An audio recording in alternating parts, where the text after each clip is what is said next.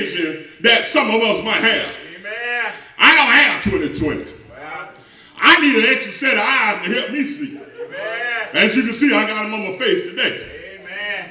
And with blind Bartimaeus, he didn't have no eyes at all. He couldn't see a thing. Well, But he was a blind man. But not only was he a blind man, but secondly, he was a beggar. that's right. Well, He was a beggar. He was begging for alms. that's right.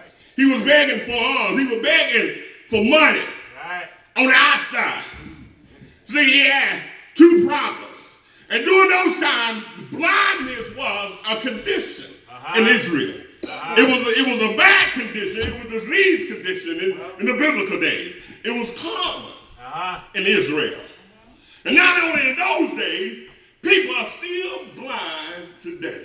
Amen. Not physically blind, but spiritually blind. Amen. Huh? Come on now. They don't know who Jesus really